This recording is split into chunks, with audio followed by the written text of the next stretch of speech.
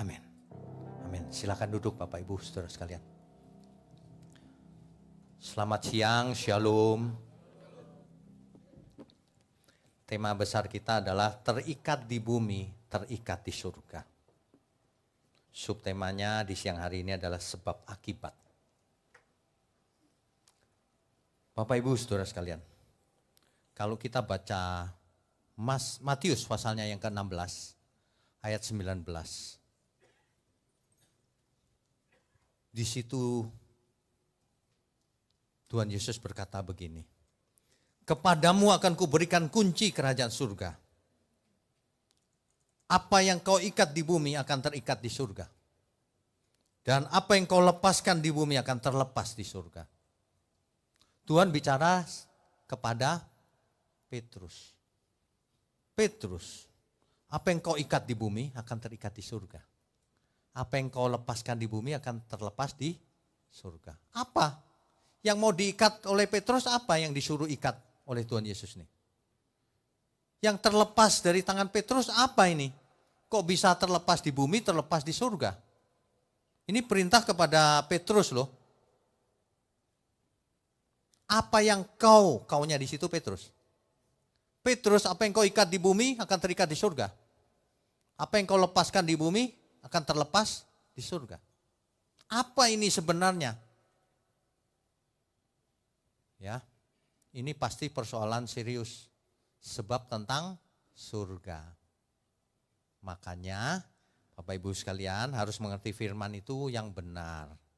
Harus akurat, jangan sembarangan ya. Cuma herannya hari ini kalau kita perhatikan orang khotbah itu banyak yang sembarangan. Bahkan hampir semuanya sembarangan. Ini menyedihkan loh. Saya percaya ini triknya si setan atau iblis untuk membuat orang bicara sembarangan. Meskipun kalimatnya itu seolah-olah baik, memotivasi. Tapi dia tidak sama dengan yang dimaksud Alkitab. Itu cukup untuk menyesatkan banyak orang jangka panjang. Jangka pendek kelihatannya beda dikit. Jangka panjang bedanya jauh sekali pasti. Ibarat kita mau menuju ke suatu tujuan, miring sedikit gitu. Kelihatannya nggak apa-apa dikit. Jauh banget nanti bedanya di masa depan. Jadi kita harus membaca firman dengan tepat. Rasul Petrus dikasih kuasa untuk mengikat sesuatu yang terikat di bumi akan terikat di surga. Yang terlepas di bumi, terlepas di surga. Itu kuasa loh yang diberikan oleh Tuhan Yesus kepada Petrus ini. Ya, arti dari ayat ini apa sih? Kepadamu akan kuberikan kunci kerajaan surga. Dikasih kuncinya ke Petrus. Pasti yang dimaksud bukan kunci kayak di bumi itu ya, fisik. Ya, mulai sekarang Bapak Ibu Saudara kalau baca Alkitab, jangan selalu mengartikannya secara fisik atau harafiah. Kunci itu pasti kiasan. Bukan kunci-kunci itu ya. Kalau zaman sekarang masuk ke pintu belum tentu pakai kunci loh. Ada yang pakai apa? Fingerprint. Nah, jadi ayat ini kalau zaman sekarang gitu, kepadamu akan kuberikan fingerprint kerajaan surga. Nah, ada lagi yang enggak gitu, cuma pakai mata aja gitu masuk. Ya, bukan itu intinya. Intinya adalah Petrus diberi kuasa masuk kerajaan surga, yang pegang kuncinya. Nah, tapi ada orang yang mengartikan macam-macam. Yang pertama artinya Petrus akan jadi kepala gereja yang pertama. Ya, itu benar juga. Karena faktanya Petrus jadi kepala jemaat di Roma, di Yerusalem. Iya kan? Kepala jemaat pertama Petrus di Yerusalem. Jadi benar. Tapi bukan itu saja. Kalau artinya cuma itu terus apa? Selesai hari ini. Bukan itu artinya. Artinya ada otoritas yang diberikan Tuhan Yesus kepada Petrus dan kawan-kawannya. Itu kan lagi bicara kepada semua murid. Dan murid-murid yang lain. Untuk apa? Untuk mengikat dan untuk melepas. Mengikat apa? Melepas apa? Nah, ini yang perlu diselidiki. Ini yang perlu dibaca secara lengkap. Perikopnya supaya kita benar pengertiannya. Bapak Ibu Saudara, perhatikan baik-baik ya. Kalau saudara mendengar firman yang benar, tunggu saja waktunya. Dengan berjalannya waktu saudara akan menjadi cerdas. Kemudian menjadi peka. Peka kehendak Tuhan. Peka melihat sesama. Ketika melihat sesama, orang ini belum dewasa. Orang ini agak error nih. Kayak komputer aja error. Iya, menjadi peka nanti. Kalau dari dulu udah belasan tahun ke gereja, gak ngerti apa-apa. Berarti yang didengar bukan firman yang benar. Itu cirinya. Sebab firman yang benar itu memiliki kuasa menyelamatkan. Alkitab berkata, firman Tuhan berkata, Injil itu kekuatan Allah yang menyelamatkan. Menyelamatkan itu bukan nanti masuk surga. Mulai sekarang sudah diselamatkan. Diselamatkan dari apa? Dari hidup yang miring-miring itu loh. Pikirannya jahat, terus pelit, boros, jorok kalau ngomong, gak sopan, sama saudara sendiri gak mengasihi, apalagi sama orang lain saudara aja gak mengasihi. Sama orang tua berani, gak mengasihi anak, macam-macam dunia ini. Kita itu diselamatkan oleh firman Tuhan. Kalau tidak ada firman Tuhan, tidak ada seorang pun selamat juga. Makanya Tuhan Yesus mati di kayu salib, setelah itu mendidik kita semua. Bukan cuma mati, udah selamat semua. Bukan. Itu pikirannya harus dirubah itu. Mindsetnya, pola pikirnya harus dirubah. Sebab kalau tidak dirubah, masih sama seperti orang dunia. Masih sama. Buat apa? Gak ada gunanya. Makanya Alkitab berkata, Roma 12 ayat 1 sampai 2, itu dibaca berulang-ulang deh. Jangan serupa dengan dunia ini. Berubahlah menurut pembaharuan budimu. Dirubah mindsetnya, akal budinya. Supaya apa dirubah? Supaya kau bisa mengenali kehendak Allah itu yang seperti apa, yang baik, yang berkenan, yang menyenangkan Tuhan seperti apa, dan yang sempurna. Sehingga kita bisa membedakan manakah kebenaran, manakah kepalsuan. Manakah cara hidup yang benar yang dikehendaki oleh Tuhan dan manakah yang tidak dikehendaki Tuhan. Itu maksudnya. Selamat itu bukan cuma masuk surga, mulai sekarang diselamatkan dari cara hidupmu yang berdosa itu. Dari cara hidup yang error itu. Dari cara hidup yang tidak menyukakan hati Tuhan. Mestinya kita hidup itu menyukakan hati Tuhan. Apapun yang kita lakukan, Tuhan senang. Itu mestinya. Untuk apa manusia diciptakan kalau mendukakan hati Tuhan? Sama seperti kita punya anak. Kita berharap anak kita kalau lihat senang gitu, bangga. Ini anakku loh. Gitu. Bapa di surga, suaranya pernah sampai ke bumi. Inilah anak yang kukasihi, kepadanya aku berkenan. Waduh, itu luar biasa itu. Makanya kita tidak bicara di gereja itu soal agama, keberagamaan. Tidak. Kita bicara soal bertuhan. Bagaimana hubungan kita dengan Tuhan. Makanya Petrus sudah berani mati untuk Tuhan. Dikasih tugas. Apa yang kau ikat di bumi, terikat di surga. Apa yang kau lepaskan di bumi, terlepas di surga. Coba kita baca perikopnya yang lengkap ya. Matius pasal 16. Mulai ayat 13 ya. Setelah Yesus tiba di daerah Kaisarea Filipi, ia bertanya kepada murid-muridnya. Artinya bertanyanya banyak ya, bukan satu orang. Kata orang, siapakah anak manusia itu? Kata orang, siapa anak manusia itu? Siapa Mesias itu? Gitu. Tapi jawab mereka banyak nih. Jawab mereka, ada yang mengatakan Yohanes Pembaptis. Nanti kalau Bapak Ibu mau lengkap ayatnya dan sebagainya, dengarkan juga yang sesi pertama tadi pagi. Saya nggak akan mengulang banyak-banyak, ya. Ada juga yang mengatakan Elia. Ada juga yang mengatakan itu Yeremia. Tapi ada juga yang mengatakan salah satu dari para nabi yang akan datang. Nah, gitu, ya. Lalu Yesus bertanya kepada mereka. Yaitu kan kata orang. Tetapi apa katamu? Siapakah aku ini? Ditanya masing-masing. Jangan kata orang. Katamu siapa aku? Gitu ya. Maka jawab Simon Petrus. Yang jawab Petrus duluan. Petrus ini memang itu. Temperamen. Orangnya apa ya istilahnya? Bukan yang kalem. Suat gitu.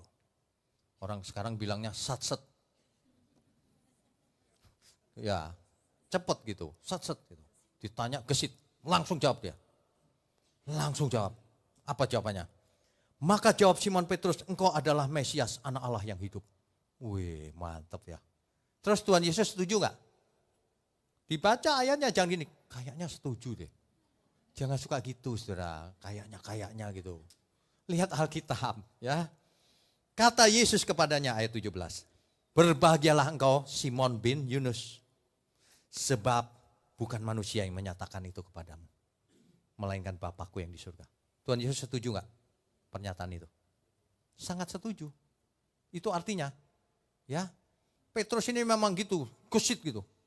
Makanya ketika Tuhan Yesus ditangkap, yang nangkep dipotong sama Petrus. Kupingnya, bias gitu. Wow, cepet dia. Ya. Makanya waktu ditanya Tuhan Yesus, Petrus apakah engkau mengasihi aku? Petrus bilang, iya Tuhan. Petrus apakah engkau mengasihi aku? Iya Tuhan. 3 kali tanya. Beneran kau mengasihi aku? Iya Tuhan, sambil nangis-nangis, swear. Pakai swear segala. Itu Petrus. Tapi kenyataannya, gak lama setelah itu Tuhan Yesus ditangkap. Petrus ngintip-ngintip dari jauh. Terus ada seorang budak perempuan nanya, bukankah kau temannya dia tuh yang ditangkap? Enggak, udah nyangkal dia. Satset tuh begitu. Makanya jadi orang tuh jangan satset. Kerjanya satset, tapi jangan asal satset dari mulut. Ya, kalau kereta cepat boleh, wush gitu, boleh, bagus. Tapi jangan kita sedikit-sedikit wush gitu. Ngomongnya sembarangan. Petrus gak lama ditanya itu jawabannya heran loh. Swear aku gak kenal dia. Coba aja baca Alkitab. Swear aku bersumpah gak kenal dia. Petrus itu gitu memang. Gak lama setelah swear dikotbahin dia sama ayam berkokok. Sama ayam kalah dia. Kukuruyuk. Langsung Petrus ingat peringatan dari Tuhan Yesus. Kamu akan mengkhianati aku nanti. Menyangkal 3 kali. Nangis lagi Petrus, gimana sih sebentar cinta Tuhan, sebentar swear, nangis lagi habis itu. Petrus akhirnya balik lagi kan, belum selesai ceritanya. Akhirnya Roma dibakar, wah sekota. Orang Kristen tadi itu difitnah sama Kaisar Nero. Itu ya, orang Kristen tuh yang bakar kota Roma tuh. Wah, Petrus lari lagi dia. Lari mau keluar dari kota. Udah keluar, lari. Menurut tradisi tapi di Alkitab gak ada ini. Ketemu Tuhan Yesus lagi. Tuhan Yesus menampakkan diri. Petrus mau kemana kau? Petrus langsung dia nangis lagi saudara. Balik lagi dia ke Roma akhirnya. Dia minta disalib terbalik. Itulah Petrus. Luar biasa ya. Dia cinta Tuhan loh. Dia sangat cinta Tuhan. Sampai dia gak mau disalib seperti Tuhan Yesus. Balik kepalanya di bawah. Itu baru cinta Tuhan namanya. Cinta itu bukan cuma di mulut. Makanya kunci surga diberikan kepada Petrus akhirnya. Tuhan sudah tahu ini bisa jadi kepala jemaat nih nantinya. Ini bisa dipakai nih. Nah kita baca dulu lanjutannya ya. Tadi ayat berapa tadi ya? Ayat 17 tadi, 18-nya. Dan aku pun berkata kepadamu, engkau adalah Petrus. Dan di atas batu karang ini aku akan mendirikan jemaatku. Dan alam maut tidak akan menguasainya. Apa ini maksudnya? Ini dia, di atas batu karang ini akan kudirikan jemaatku. Itu maksudnya imannya Petrus itulah, engkaulah anak Allah yang hidup, Mesias. Kalau orang lain berkata Yohanes, Elia, Yeremia, Nabi. Tapi Petrus berkata engkaulah Mesias, anak Allah yang hidup. Di atas itulah akan kubangun gerejaku, di iman itu. Makanya barang siapa memiliki iman itu, dia memegang kunci kerajaan surga. Artinya pasti masuk surga. Amin. Itu artinya, saudara. Nah, masalahnya adalah apa yang diikat itu apa? Kok Petrus diberikan kuasa untuk mengikat sesuatu dan melepas sesuatu? Tapi apa yang terikat di bumi terikat di surga. Yang terlepas di bumi terlepas di surga. Ini dia yang perlu kita renungkan baik-baik. Perhatikan, Petrus diberi kunci kerajaan surga. Artinya ia imannya sudah benar. Hidupnya pun untuk Tuhan. Pasti dia pegang kunci kerajaan surga. Nah, ini harus diartikan dengan benar sebab dampaknya jelas dalam hidup kita. Kita harus memiliki iman seperti Petrus itu. Engkaulah Mesias, anak Allah yang hidup. Kalimat pendek itu gampang diucapkan. Tapi apa yang sebenarnya? Ini Petrus dikasih, engkau akan memegang kunci kerajaan surga. Artinya dipercaya. Artinya diberi kuasa. Artinya diberi otoritas oleh Tuhan Yesus. Tentu saja bukan cuma Petrus ya, para rasul juga ya. Itu diberi kuasa untuk mengikat, untuk melepas. Mengikat apa? Dengan iman seperti itu, Petrus harus menjaring, mengikat banyak orang. Untuk dibawa ke surga. Mengikat. Mengikat bukan untuk Petrus. Mengikat semua orang untuk datang kepada Tuhan. Artinya berfungsi sebagai gereja Tuhan. Yang jadi alat di tangan Tuhan untuk menyelamatkan banyak jiwa. Itu artinya. Kalau orang diikat tidak mau, terlepas kan? Ia akan terlepas di surga.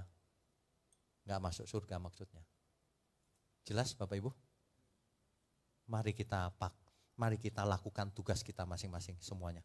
Ayo ikat semua orang. Kita semua diberi kuasa untuk mengikat. Ayo ikat semua orang, saudara kita, siapa aja. Supaya terikat sama Tuhan. Apa yang terikat di bumi, terikat di surga. Kalau orang terlepas di bumi, enggak mau dia, ya udah terlepas di surga, enggak masuk surga. Itu artinya, saudara. Jadi otoritas yang diberikan kepada kita, kalau kita diberi otoritas artinya kita punya tanggung jawab. Itu tanggung jawab kita, kita sudah diberi kunci kerajaan surga, maka kunci ini harus dibagi-bagikan juga. Jangan cuma kita yang pegang. Ya, seorang gembala nggak boleh gini, saudara saya pegang kunci loh, saudara ikut saya. Ya, jangan lupa persepuluhan. Ada yang cerita sama saya siapa ya? Itu gereja bukannya khotbah, gereja malah cerita soal uang. Saudara bisa bayangin nggak kalau ternyata saya nggak khotbah, saya buka papan tulis, saudara kita butuh dana nih untuk bangun gedung di sebelah, butuhnya 100 M. Saudara berani berapa satu-satu? Ayo janji iman. Loh ini seminar apa? Khotbah apa? Cari duit. Itu banyak loh terjadi. Makanya saya dimusuhin kan di mana-mana. Bikin omset turun. Aduh, saya itu bukan begitulah bro. Bertobatlah. Para pengkhotbah itu bertobat ya. Kita itu diberi kunci kerajaan surga, bagikan kunci itu. Jangan yang dibagikan kunci neraka. Kunci dunia ini bagaimana hidup sukses. Itu. Waduh, kuncinya ditukar tahu gak? Kunci surganya. Padahal kita memiliki kunci surga dibagi-bagikan, diduplikat yang banyak kunci surga ini. Ikut MLM aja, membaginya rajin. Ini MLM-nya surgawi harus lebih rajin lagi. Pulang dari sini dicatat kenalannya siapa aja. Kan gitu kan MLM. Catat. Bahkan kenalannya itu punya kenalan siapa lagi, tanyain, lu punya kenalan siapa? Referensi dong. Nah, tanya tuh. Kita harus bagi duplikat kunci kerajaan surga ini ke semua orang. Agar setiap orang punya kunci. Kalau setiap orang punya kunci surga, bagikan lagi, duplikat lagi ke banyak orang. Itu loh maksudnya. Dunia ini masalah karena setiap orang punyanya kunci kerajaan surga, neraka, kunci neraka punyanya. Makanya ia hidup jadi masalah di dunia ini.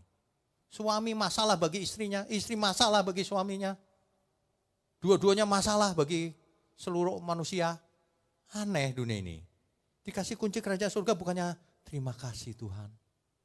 Aku mau bagikan ini, mau duplikat kunci ini ke banyak orang. Kan mantep begitu. Iya kan? Orang gak suka dengan kebenaran seperti ini. Heran, dikasih kebenaran gak suka. Dikasih presentasi keuangan suka, malah bayar-bayar. Aneh loh, dunia ini kebulak-balik. Gak tahu kenapa ya bisa gitu ya. Tapi saya tahu jawabannya. Kalau ada yang mengerti statistik ya, ada kurva normal, distribution normal. Yang bagus itu pasti cuma sedikit persentasenya.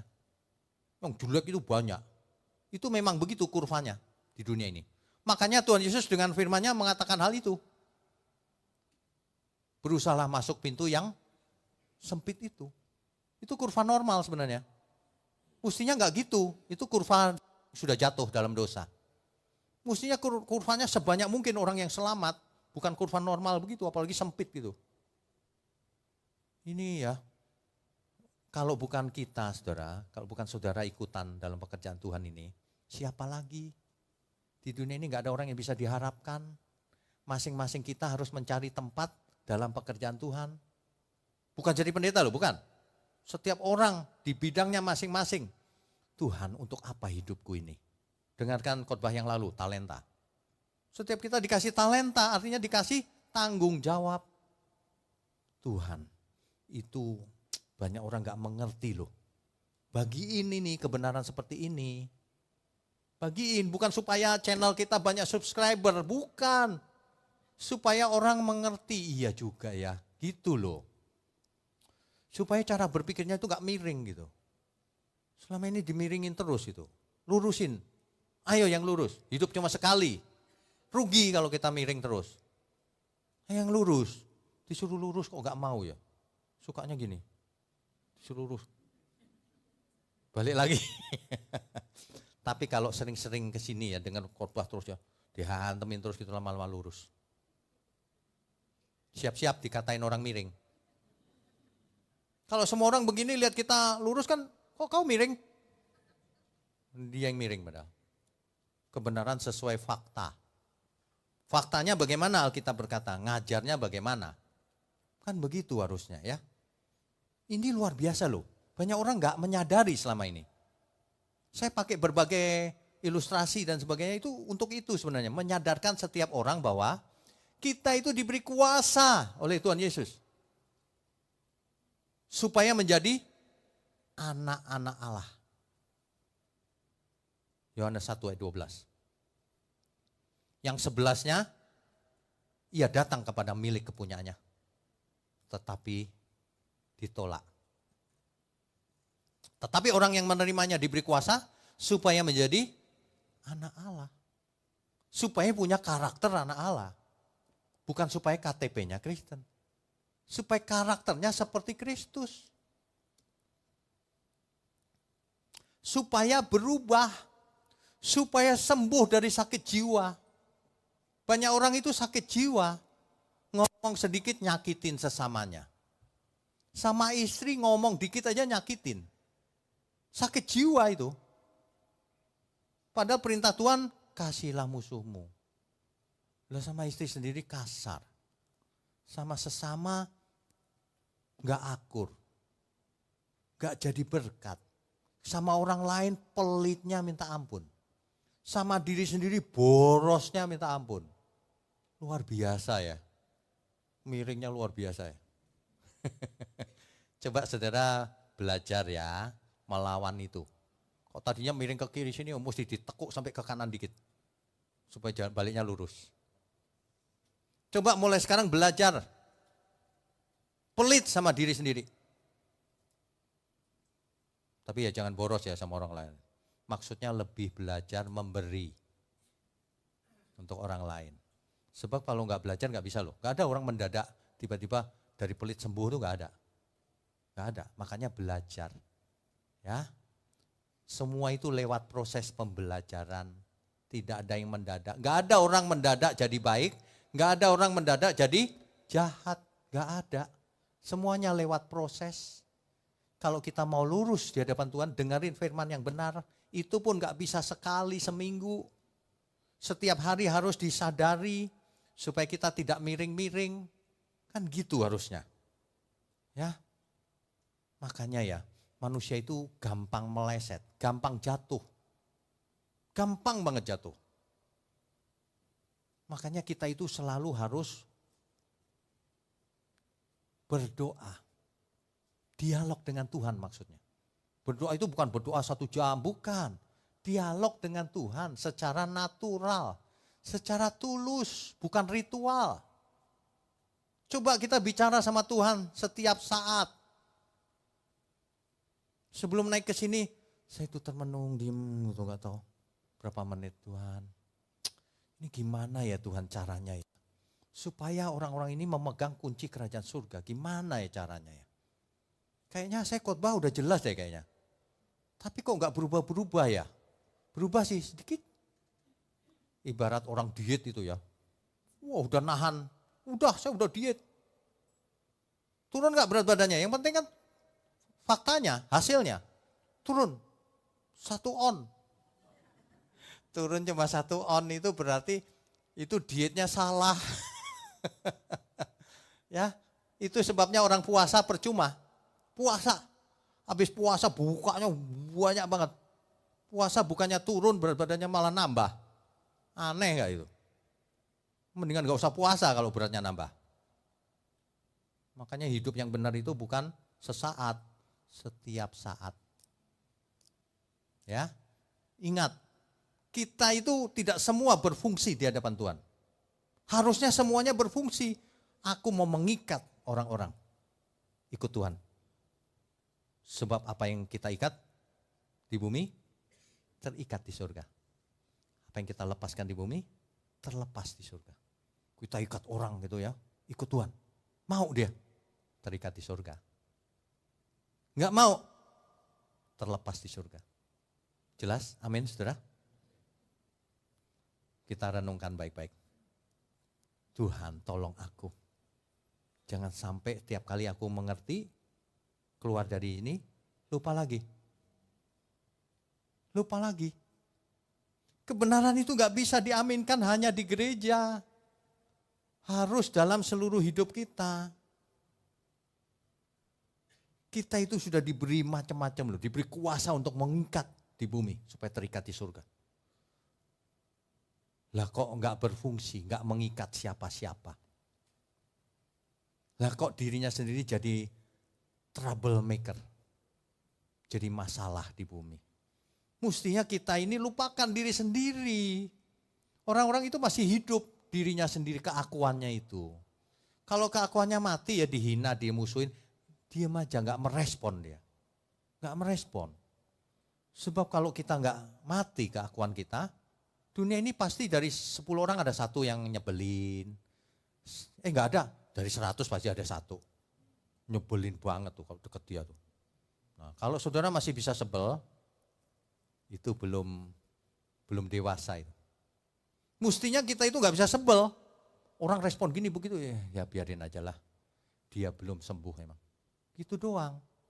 Ibarat orang itu masih sakit jiwa dia. Ya udah biarin, masih sakit jiwa, masih belajar. Ya kan? Kita itu fokusnya harus diri sendiri kalau soal memperbaiki diri. Jangan fokusnya orang lain, aku mau perbaiki dia. Ya enggak bisa, kita perbaiki diri kita sendiri. Mestinya kita itu belajar bersyukur, saudara. Mestinya kita itu persembahkan seluruh hidup kita. Mestinya begitu loh. Ya, ada amin. Coba ya saudara, kita belajar yang benar. Tuhan, aku bersyukur hari ini aku masih punya waktu. Tuhan begitu baik. Aku yang gak baik aja dikasih waktu, dikasih kesempatan. supaya belajar mendengar, belajar mengaktifkan diri, jadi berkat bagi sesama, jadi berkat bagi keluargaku. Berkat itu bukan cuma duit saja ya. Kalau kita ada di sana semua orang terhibur, itu jadi berkat. Banyak orang gak jadi berkat karena mulut. Mulutnya itu sat-set, gampang keluar gitu, omongan sembarangannya itu. Jangan, kita harus berhenti, jangan suka ngomong sembarangan. Kalau lagi panas hati, direm dulu sebentar. Dipikir dulu, kalau aku ngomong ini sesuai fakta enggak? Sesuai fakta, oke, dampaknya apa? Dampaknya orang lain sakit hati, ya enggak usah dilakukan. Suka kalau orang lain sakit hati. Kalau kita bicara orang lain sakit hati itu senang, itu sakit jiwa itu. Ya. Tapi heran ya, saya itu sering loh bicara soal sakit jiwa. Tapi herannya gak ada yang sakit hati ya. Iya, herannya gak ada yang sakit hati saya lihat.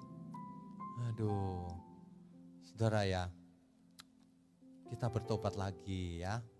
Ada amin gak nih? Oh ya, satu lagi. Saudara, kalau drum ini di luar sini itu sementara ya. Jangan nanti saudara, ini kok jadi rame sekali ya. Saya udah titip pesan loh sama pemain drumnya ini. Bisa gak ya main drum itu pelan-pelan gitu? Kayaknya gak bisa, soalnya drum kan dia. Wah, mantap kan? Gak apa-apa, nanti sebentar lagi kita kurung lagi dia. Tapi jangan khawatir, nanti ini kaca, jadi bening. Jadi seolah-olah satu ruangan juga sih. Bening, gak masalah. Jadi gak gombrang gitu ya. Ya, saudara ya, coba kita pikir, kita punya kuasa dari Tuhan Yesus loh. Sebenarnya kuasa kita banyak sekali, saudara. Engkau akan mengusir setan dalam namaku. Saudara itu bisa ngusir setan loh. Ada amin gak nih? Makanya jangan lupakan itu pemikiran lama itu. Bisa ngusir setan, yes. Tapi hidup yang benar. Hidup kudus ya. Orang suka lupa. Bisa ngusir setan aku, iya. Lewat tempat sepi. Mulai mikir-mikir. Aduh, jangan ikutin kebiasaan lama ya. Nanti lewat tempat sepi, kok ada pohon besar ya. Apa hubungannya pohon besar sama pohon kecil? Kok ada pohon besar kayaknya angker nih. Mulai deh kebiasaan lama, penyakit lamanya muncul. Permisi ya mbah, mau lewat. Aku jadi cucunya malah. Aduh, kita itu bisa mengusir setan, katakan amin. Itu benar loh saudara. Di suatu perkantoran, ini karyawan perkantoran nih, kadang-kadang saya ke sana isi persekutuan doa. Ya. Suatu hari ada yang kesurupan. Kerasukan setan karyawannya. Gelepan-gelepan 2 orang. 2. Waduh, bingung semua.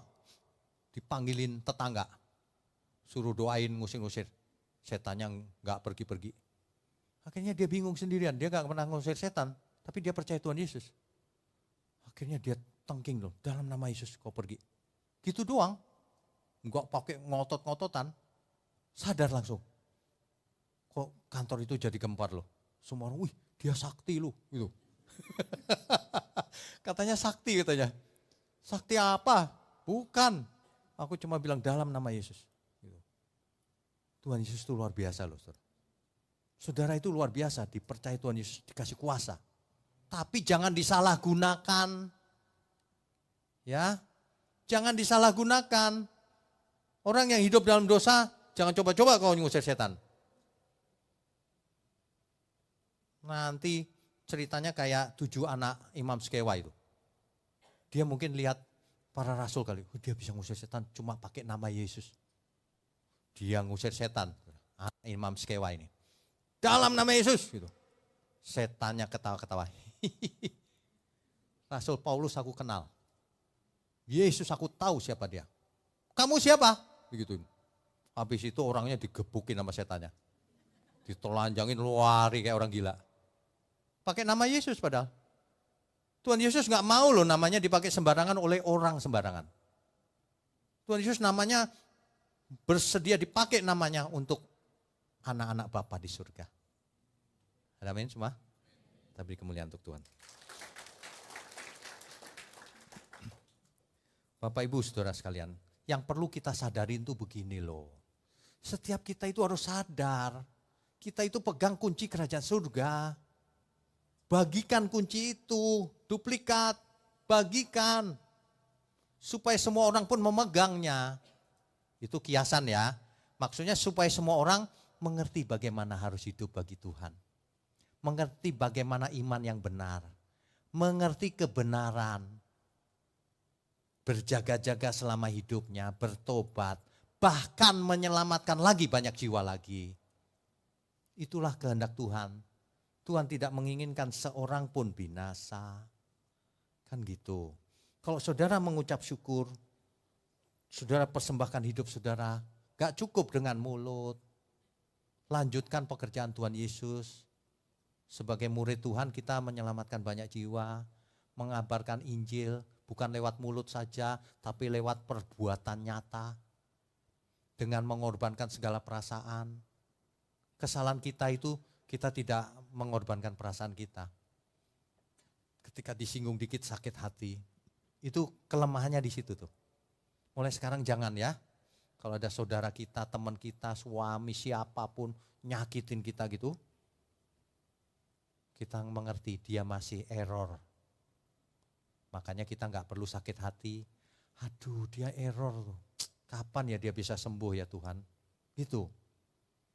Iya beneran. Kita sendiri kadang-kadang error. Merasa tidak error. Nah. Makanya saudara harus ikut 7 natur kebenaran. Seminarnya itu diikuti online kalau gak sempat ke sini. Karena kebenaran itu sesuai fakta. Faktanya bagaimana? Kau percaya Tuhan, faktanya mana? Buktinya mana? Itu yang paling penting. Itu yang diinginkan Tuhan juga. Ya. Itu sebabnya kita gak boleh sombong. Kalau kita sombong, dalam kesombongan gampang jatuh. Orang yang sombong luar biasa dia jatuh. Pasti dijamin jatuh. Sebab setan masuknya lewat kesombongan seseorang. Salah aja gak merasa salah. Itu orang yang sombong tuh. Tapi kalau kita mengosongkan diri, merendahkan hati di hadapan Tuhan, gak sombong, lebih mawas diri. Itulah sebabnya firman Tuhan berkata, lebih baik di rumah duka daripada di rumah pesta. Di rumah pesta orang hura-hura, lengah, tidak berjaga-jaga. Tapi kalau di rumah duka, dia diingatkan, aduh akhir hidup ini memang begitu, tapi ada hidup yang baru, tapi sebelum itu aku harus hidup benar. Diingatkan itu. Maka dari itu ya saudara, mulai sekarang tiap kita berdoa, salah satunya ingat, Tuhan tolong jagai aku di dalam kebenaran. Kan gitu. Supaya aku tidak meleset ke kiri ke kanan. Sebab di depan mata ayat firman aja orang bisa gak ngerti loh. Ada lagi yang saking sombongnya berani melawan firman Tuhan. Mengerikan dunia ini saudara. Saya kasih tahu. Ya. Rohmu yang kudus memimpinku sampai sempurna.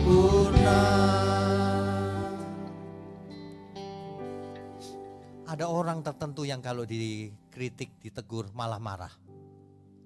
Itu ciri-ciri kesombongan, saudara. Saya kalau dikasih tahu siapapun ya, ada yang salah Pak, salahnya apa? Beneran salah saya berterima kasih. Supaya lain kali tidak salah. Amin saudara. Saudara juga begitu ya. Kalau dikasih tahu yang salah, diperiksa. Kalau memang salah, oh iya terima kasih Tuhan. Hanya dengan cara itu kita bisa diperbaiki. Orang-orang itu dikasih kritik malah ngamuk duluan. Menghina aku kamu ya? Loh. Orang bebal itu begitu emang. Bodoh sih. Orang yang berhikmat itu justru kalau dikasih tahu salahnya, terima kasih. Seneng kan? Ibarat orang salah makan gitu ya. Dia makan lemak babi. Ini paling sehat di dunia, saudara. Dikasih tahu lemak itu bahaya Pak, jangan makan begitu. Kalau cuma sedikit ya nggak apa-apa lah, tapi banyak gitu ya jangan. Malah ngamuk. Terserah kau lah. Sesuai imanmu akan jadi padamu. Kan begitu. Kita itu berusaha menyadarkan banyak orang. Kadang-kadang orang itu gak bisa belajar bukan karena gak dikasih tahu sama Tuhan. Karena dia menutup dirinya sendiri. Ada loh orang di depan saya. Dikasih tahu lemak babi itu gak bagus. Sengaja tuh. Lemak babi, lemak loh bukan ada dagingnya. Baiklah, difoto lagi pas gitu. Aduh, saya sedih lihatnya. Karena berapa tahun lagi pasti mampet jantungnya. Jangan saudara. Ya. Kalau soal kecil aja kita gak bisa, apalagi soal besar. Makan aja gak bisa tahan, bagaimana dengan dosa. Alkitab itu jelas loh. Baik engkau makan, minum atau apapun lakukan untuk Tuhan. Apa yang kau ikat di bumi akan terikat di surga. Kau matre di bumi yang kau ikat mamon gitu ya. Tapi gak dipersembahkan untuk Tuhan. Gak ada itu di surga. Kamu mengikatnya sama mamon, kau lepaskan kebenaran, kamu terlepas di surga. Kamu terikat sama Tuhan, terikat di surga. Sebenarnya ini kan hukum sebab akibat sederhana saja. Apa yang kita perbuat di bumi ini akan berdampak nasib kekal kita.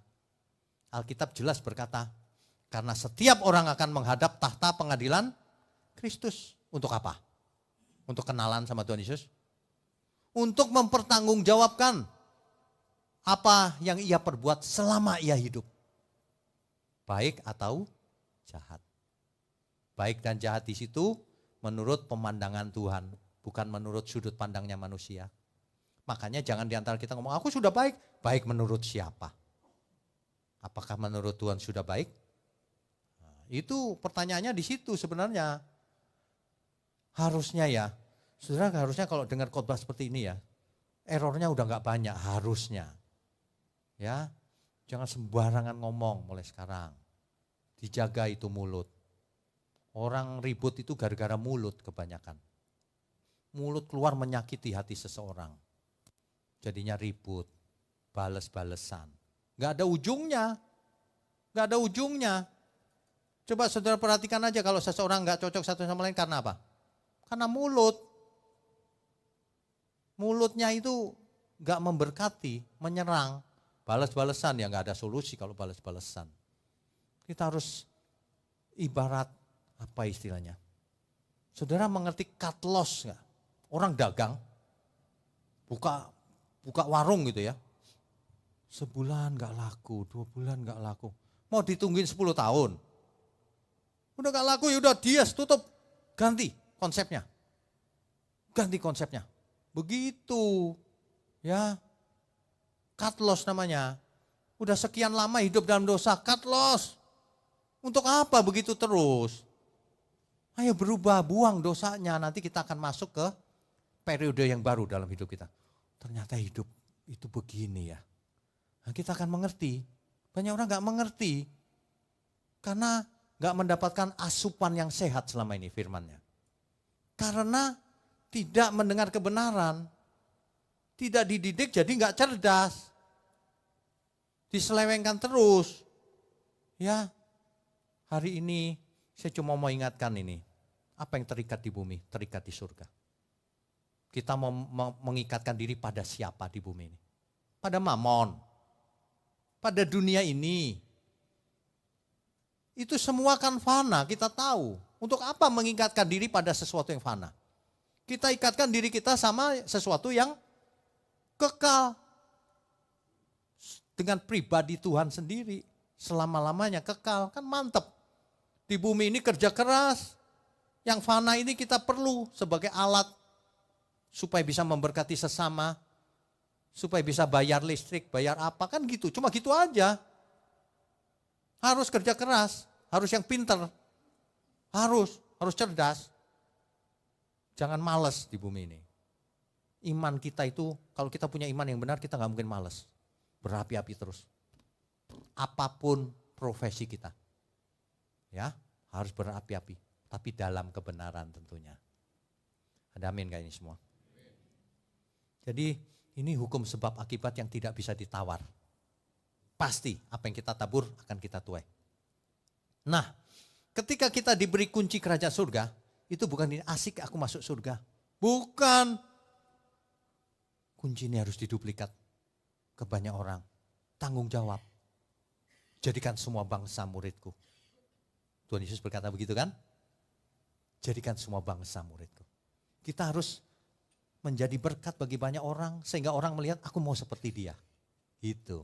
Jangan kebalikannya, males aku lihat orang Kristen. Gitu modelnya. Waduh, baru-baru ini ada video viral kan?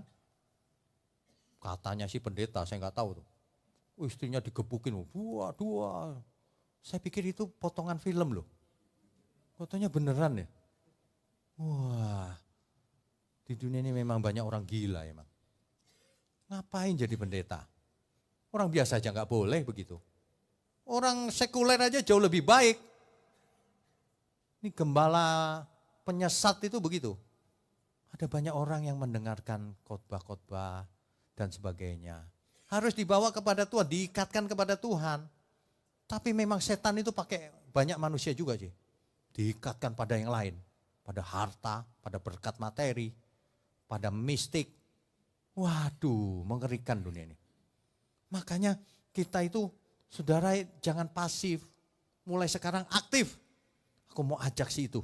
Kalau nggak bisa diajak nggak apa-apa. Bagi aja link kebenaran. Supaya dibuka pikirannya. Hidup kita ini sudah diberi kuasa, sudah diberi tanggung jawab. Ayo hidup yang benar. Begitu harusnya. Ya, dicatat baik-baik. Apa yang kau ikat di bumi terikat di surga. Maksudnya setiap siapa yang terikat kepada kebenaran akan terikat juga di surga. Akan hidup bersama Tuhan selamanya. Yang kedua, artinya Tuhan percaya sama kita. Dikasih kunci. Yang ketiga, artinya kita diberi tanggung jawab tadi itu. Yang keempat, artinya kita akan dimintai pertanggungjawaban. Dikasih tanggung jawab, dimintai pertanggungjawaban dong. Waktu Tuhan Yesus datang. Yang terakhir, kita harus hidup. Kalau kita mengerti hal ini, wah hidup ini luar biasa ya. Berarti kita dipakai Tuhan. Siapapun kita, dipakai Tuhan. Masa lalu lupakan aja. Masa laluku dulu gitu Pak. Lupakan. Sekarang juga masih gitu Pak. Lupakan. Mulai pulang dari sini berubah. Mindsetnya dibuka. Hidup ini luar biasa. Kalau sampai tidak luar biasa, apalagi lemes. Pasti dia nggak mengenal kebenaran. Kalau orang mengenal kebenaran, semangat. Meskipun nggak kaya nggak apa-apa. Semangatnya itu karena roh Allah ada dalam diri kita. Kita mengerti kebenaran. Untuk apa ini hidup ini. Jelas itu. Ada amin saudara. Satu lagi. Kalau kita tidak melibatkan perasaan kita di hidup ini. Garing, saudara. Imannya akan mati. Kalau perasaan cinta sama suami dengan istrinya tidak dipupuk dengan benar. Nanti lama-lama garing, mati cintanya. Demikian juga cinta kita sama Tuhan. Kalau selama ini kita percayanya cuma mulut, gak ada perasaan cinta beneran, mati itu cintanya. Imannya mati. Makanya kalau baca Alkitab itu yang lengkap dari Kejadian sampai Wahyu. Ada histori sejarah, ada gospel, Injil, ada mazmur, nyanyian, pujian. Mazmur ini luar biasa ini, nyanyian, pujian. Ia menyatakan cintanya sama Tuhan. Ia menyatakan hatinya bagaimana ia haus dan lapar. Seperti rusa yang merindukan aliran sungai. Itu luar biasa loh saudara. Saudara ya, mulai sekarang libatkan perasaan kita.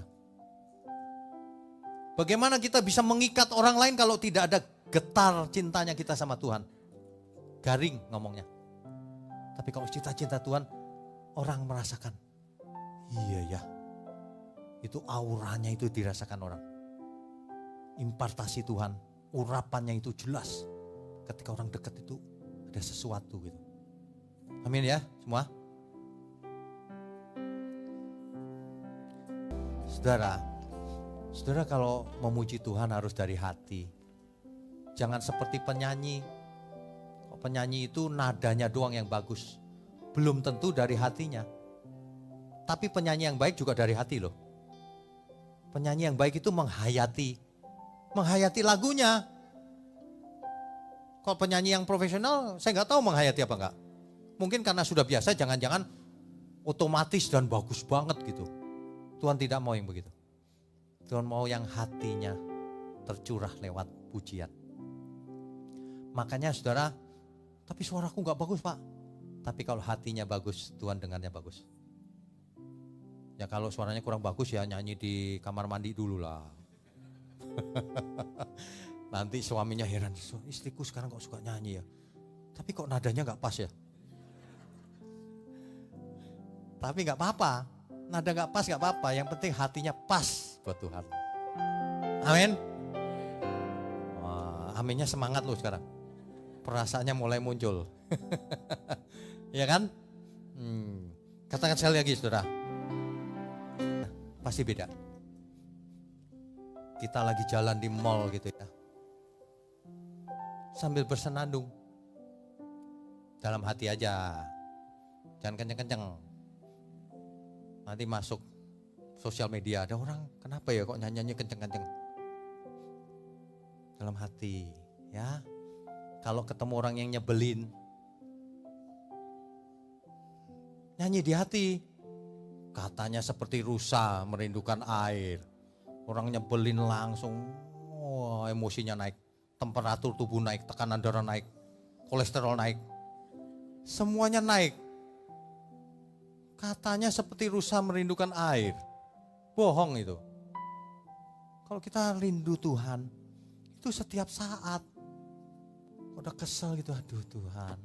Itu bukannya, awas kau ya. Tapi itu sulit berubah. Karena orang yang biasa memompa emosinya itu, refleksnya itu emosi. Senggol dikit langsung gitu. Mesti dimatikan itu. Mesti dibunuh itu manusia lamanya itu. Itu perintah Tuhan loh. Salibkan manusia lamamu itu. Kalau enggak layak bagiku. Enggak layak jadi murid Tuhan. Murid Tuhan apaan tuh? Ngomongnya Tuhan Yesus haleluya. Sombongnya minta ampun. Tidak punya belas kasihan. Egois. Enggak mau belajar lagi. Sudah salah gak mau ngaku salah lagi. Waduh, mengerikan loh ini saudara. Ini mengerikan loh. Saudara mesti bersyukur loh kalau mendengar khotbah yang marah-marah begini. Saya itu pengen dimarahin orang loh sebenarnya. Tapi dimarahin yang benar maksudnya. Gak boleh begitu, yang mana Tuhan. Iya loh. Kadang-kadang kalau gak ada yang marahin saya ya. Saya sampai berdoa, Tuhan tadi salah gak sih aku ngomong goblok dan sebagainya itu. Beneran. Kan saya kalau ngomong gitu bukan cuma goblok. Goblok. Pakai tenaga dalam. Maksudnya bukan benci orang atau menghina, bukan. Maksudnya supaya kita itu, iya ya, perasaannya itu kena gitu loh. Sehingga perasaan kita terlibat, iya Tuhan. Makanya saya sarankan setiap kita itu sering-sering berkaca diri. Ya. Sering-sering marahin diri kalau kita pas buat salah. Misalnya mulut keluar kata-kata kasar gitu ya. Terus langsung bercermin. Marahin diri sendiri. Kamu itu ya gua. Kamu itu sembarangan. Ngomong sembarangan gitu. Saya itu pernah loh ngomong keceplosan gitu. Ya dia sakit hati. Saya jadi gak enak hati loh. Seharian gak enak hati. Duh Tuhan, aduh. Saya goblok-goblokin sendiri diri saya. Kamu goblok banget sih ngomong begitu. Saya gituin loh. Saya gak mau bikin orang sakit hati. Saya maunya orang menyadari ketika saya ngomong itu pas gitu loh. Tujuannya cuma supaya ayo kita berubah yuk. Ayo kita jadi keluarga Allah. Ayo kita belajar mengaktifkan diri kita sekarang. Mulai sekarang kita mau ikat sekeliling kita. Bawa ke Tuhan maksudnya. Itu loh, supaya apa yang terikat di bumi oleh murid-murid Tuhan Yesus kita semua, terikat juga di surga. Supaya apa yang kita lepaskan di bumi, orang yang gak mau diikat, gak mau bertobat, ya udah kita lepaskan saja, gak boleh maksa kan. Terlepas di surga dia, gak masuk surga. Gitu loh maksudnya itu. Gak ada yang lain, gak ada motif lain, gak ada modus yang lain, gak ada. Gereja yang benar itu cuma itu sebenarnya. Makanya saya ulang lagi, ciri gereja yang benar itu dua. Satu, yang diajarkan itu benar kebenaran, bukan plesetannya atau versi KW-nya. Yang kedua, para pelayan Tuhannya harus jadi teladan. Ini yang susah ini. Yang ketiga tentu saja jemaatnya jadi teladan semua. Luar biasa itu. Itu luar biasa. Ya, tapi dimulai dari semua kita pelayan Tuhan dan jemaat harus tertular. Ya, nanti dengan berjalannya waktu ketularan. Virus kebenarannya masuk. Mestinya ya setiap saudara kita kalau ketemu kita berbeda, dia lihat perbedaannya. Dia kok berubah ya? Pasti itu. Kalau tidak something wrong itu. Udah dikotbahin dengan tenaga dalam begini. Kalau sampai gak berubah juga, aduh Tuhan, bukan salahku loh ya Tuhan. Ini gimana caranya? Ya, ayo diaktifkan. Pilihan kita cuma dua, kita sendiri dan semua.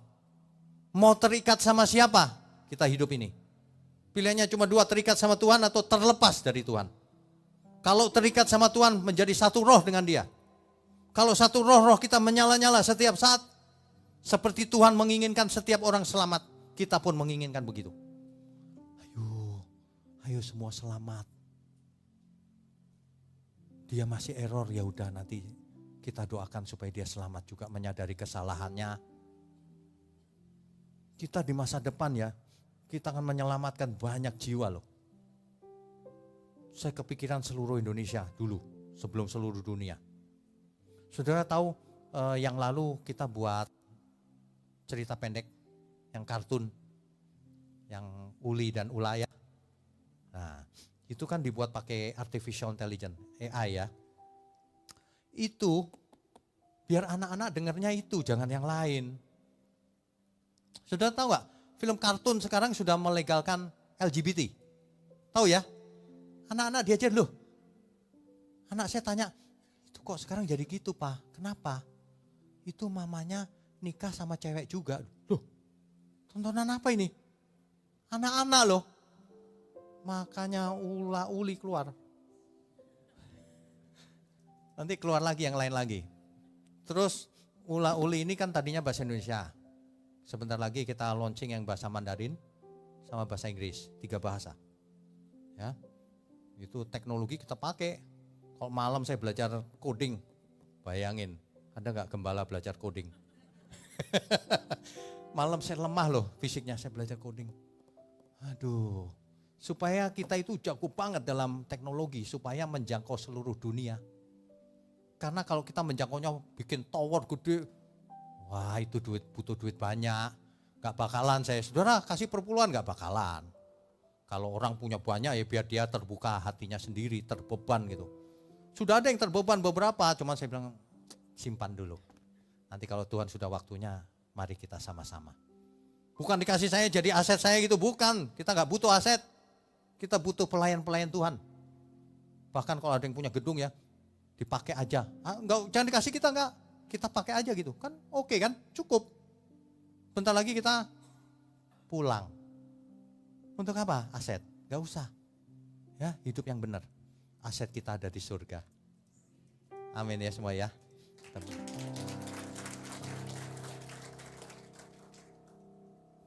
Saudara, harapan saya kita bisa jadi keluarga sampai selama-lamanya. Yang kedua, selagi kita hidup ini kita jadi berkat bagi dunia. jadi alat di tangan Tuhan. Ya, kita nanti berkati seluruh Indonesia dengan macam-macam buku dan sebagainya. Percaya Tuhan. Saudara percayalah, masih ada orang-orang yang cinta Tuhan. Meskipun jumlahnya gak banyak, tapi sudah banyak yang hubungi saya juga. Dukung pekerjaan Tuhan. Saudara kalau yang tidak punya aset, enggak apa-apa, dukung pekerjaan Tuhan, bagikan ini. Hidup itu begini loh, itu maksudnya. Ya, amin ya saudara ya. Amin, kita beri kemuliaan untuk Tuhan. Baik, saya undang semua. Saudara sekalian, kesempatan kita itu hanya satu kali. Ketika kita hidup hari ini, itu pun waktunya tidak terlalu panjang. Bagi kita yang umurnya sudah di atas 50, mungkin sisa umur hidup kita 20-30 tahun lagi, mungkin.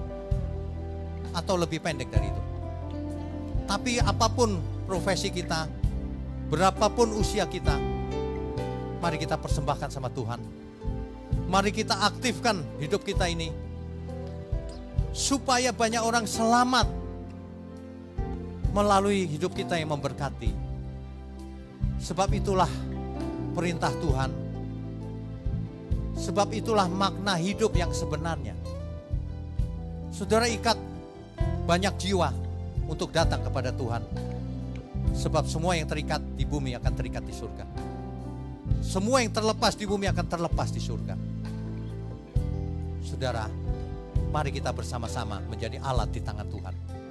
Ya, jangan hitung-hitungan sama Tuhan.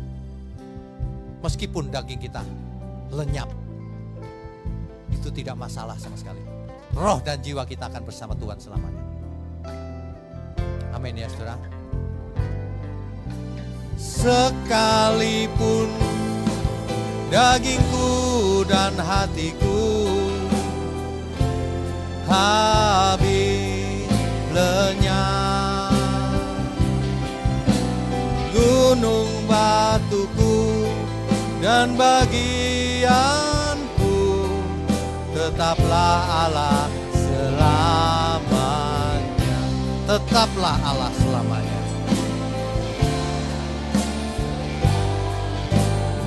Tetaplah Engkau selamanya. Tetaplah Allah selamanya.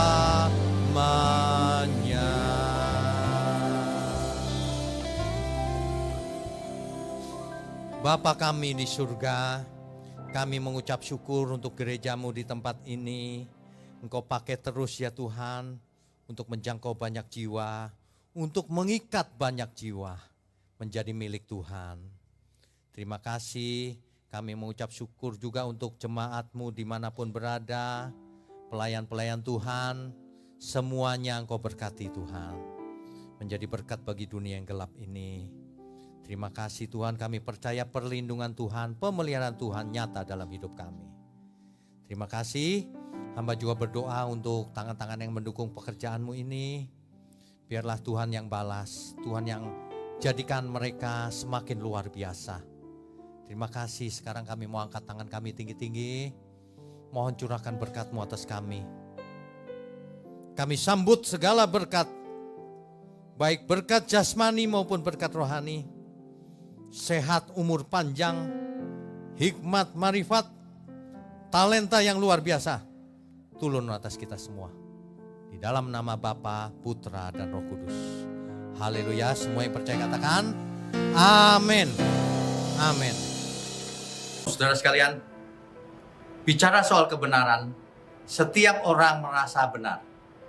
Makanya semua kecap di nomor satu kan. Ada orang yang mengatakan saya paling benar, ini paling benar, itu paling benar. Mana sebenarnya yang paling benar? Oleh sebab itu, hadiri seminar 7 natur kebenaran dan aplikasinya.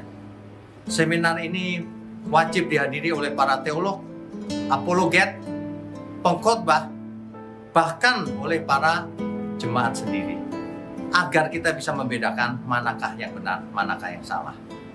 Inilah alat uji kebenaran yang sangat objektif dan alkitabiah.